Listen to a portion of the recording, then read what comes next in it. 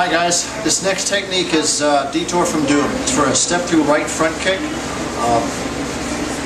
Classic Parker again, with a little different flavor to it, and I'll kind of explain it.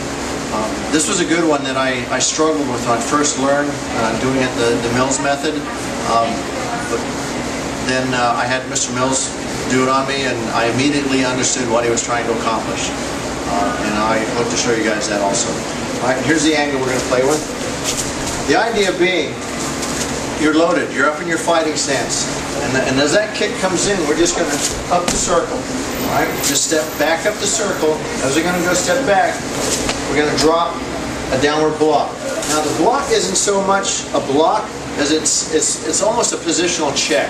I don't necessarily have to make contact, because even if I didn't block, and he's kicking straight to my belt, my midsection, I'm going to be out of the line of fire, and that's what we're trying to accomplish, not get hit by the weapon. But the block is there just as a positional check or a reinforcement to make sure that we don't get smoked. So again, as it comes in, we're going to hit cat stance, come up, and we're going to snap out a vertical punch all at the same time. This is one smooth motion. So from here, as he comes in, right into that, he snaps out. Okay? Now, timing. As he comes in, I've got my punch, and I'm going to pop a front kick. And as I pop that front kick, I'm going to land right into my hammer fist. Right, so from there, he comes in, hit, palm, hammer. Right? Number 4 timing pattern. Right? We can also find, change the angle just a little bit here, we can also find timing off the body on this. We want that timing as we work our way into that. So that's just a nice, simple, sweet piece of timing. And those of you that know the Parker 5 swords are going to see how we took the Mills 5 swords, changed a little bit, but the vocabulary that was in the Parker 5 swords we've kind of put back into our Detour from Doom.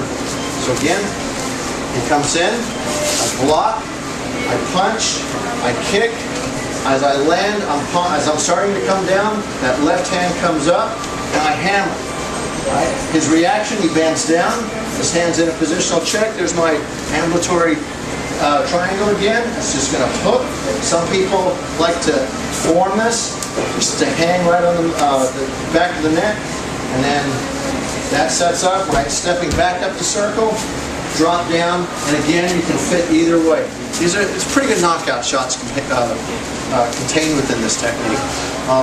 Some people get all weirded out when you hit the same target twice. You know, depending on the situation, if he's that down, it's just sometimes it's just a reinforcing strike. That's all, and that's about the only way I can look at it. So again, medium speed. He comes in, block, punch, kick, hit, hammer, hook, and then we'll cover out. And there's the whole technique. All right, let's do it a little bit quicker from this angle. Try it from here. He's going to come straight in, a little bit more speed. All right, and then we cover out.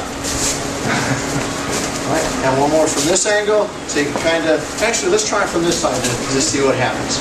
All right, he's coming in, and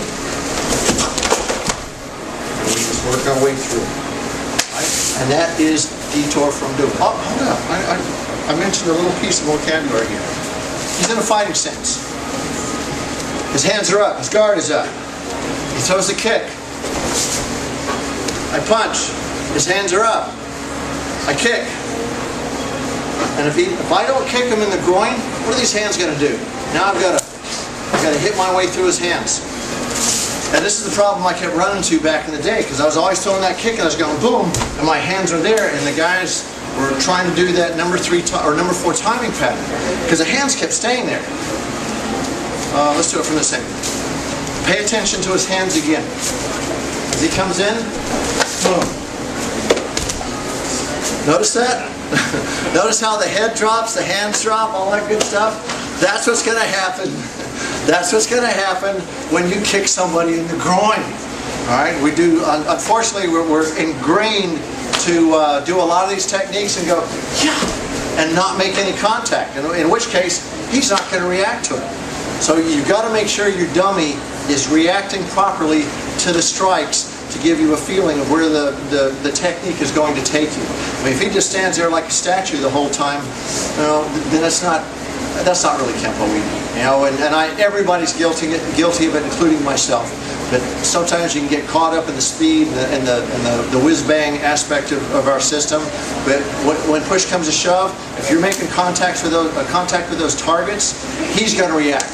Right? And remember, we're not the Parker system where we wait for him to react. We create those reactions and then keep going. And if he doesn't react, we're still hitting. We're still going to move, and we're still going to make contact with him. And that's what we're trying to accomplish here is attack the central nervous system, attack the structure.